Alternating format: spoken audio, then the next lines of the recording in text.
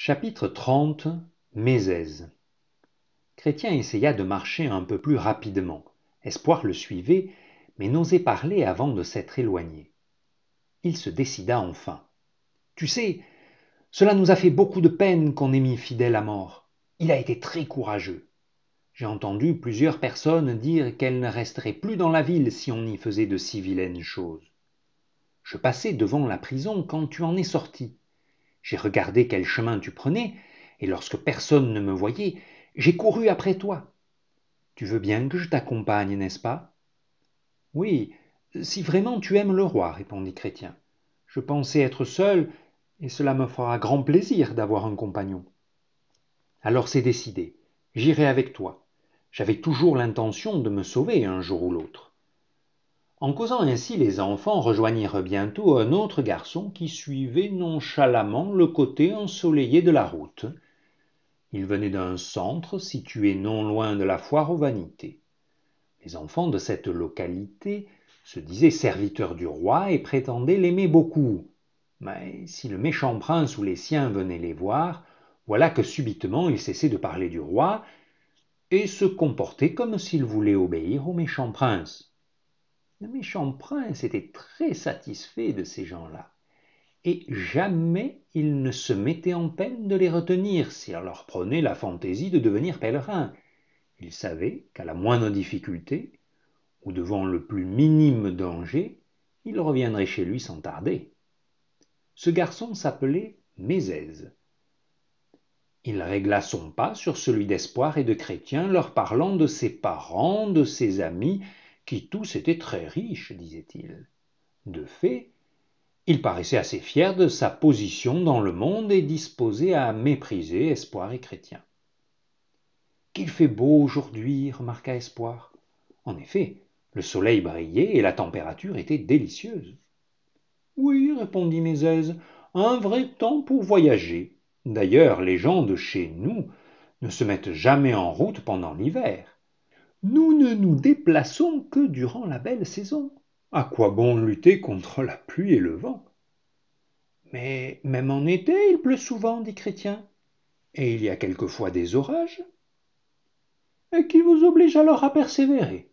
S'il commençait à pleuvoir, je me blottirais sous un épais buisson jusqu'à ce qu'il fît beau à nouveau. Chrétien ne put s'empêcher de sourire et il répondit : Les vrais pèlerins ne font jamais cela, je vous assure. Ils ne doivent pas faire attention aux intempéries. Chacun est libre d'agir selon ses idées. Ce n'est pas la peine de nous disputer pour si peu, dit Mésèse. S'il vient un orage, vous continuerez votre promenade si cela vous fait plaisir. Mais moi, j'attendrai qu'il soit passé.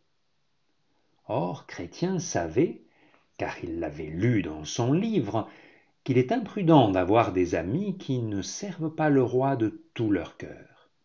Aussi dit-il à Mésèse : Si c'est ainsi, il vaut mieux que nous ne restions pas ensemble.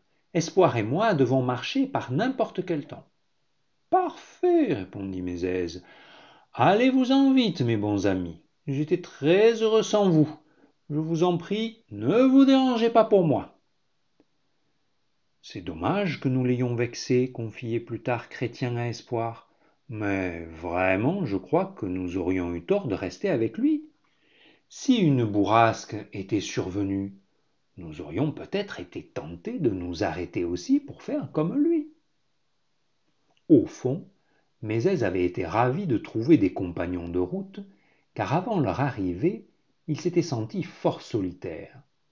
Mais c'était un enfant paresseux et trop indolent pour servir le roi avec loyauté. Il mit donc ses mains dans ses poches et prit un air suprêmement indifférent quand Espoir et Chrétien le quittèrent, bien qu'en réalité il eût presque envie de courir après eux et de leur dire qu'il ne craindrait plus les tempêtes. « Après tout, à quoi bon ? pensa-t-il. J'aurais beau leur promettre de ne pas m'arrêter, aucune promesse ne m'empêchera de faire ce qui me plaira. Ils sont nigauds. Pourtant, mieux vaudrait avoir des camarades comme eux que de n'en avoir aucun. » Mésèse ne savait à quoi se décider lorsque, derrière lui, des cris attirèrent son attention. Il se retourna et vit 3 de ses condisciples lui faisant signe de l'attendre. « Où vas-tu comme cela » lui demandèrent-ils en arrivant auprès de lui. « Je n'avais rien à faire à la maison, alors j'ai voulu voir si c'était amusant d'être un pèlerin. »« Eh bien, nous t'accompagnerons. »« Et qui sont ces garçons là-bas ? Nous t'avons vu causer avec eux. »« Oh, ce sont des pèlerins. Pas de notre espèce. Ils sont serviteurs du roi. Je les ai prévenus que je ne voyageais que lorsqu'il faisait beau, sur quoi ils m'ont poliment prié de rester seuls. Je ne vois pas la nécessité de lutter contre les vents et la pluie. On peut aussi bien attendre la fin d'un orage. »« C'est clair, interrompit l'un des nouveaux venus, mais ces serviteurs du roi sont tous les mêmes. Si vous ne partagez pas leur avis en tout point, ils ne veulent pas avoir affaire à vous. Pourquoi nous en occuper ? Laissons-les tranquilles. Nous serons très heureux à nous 4.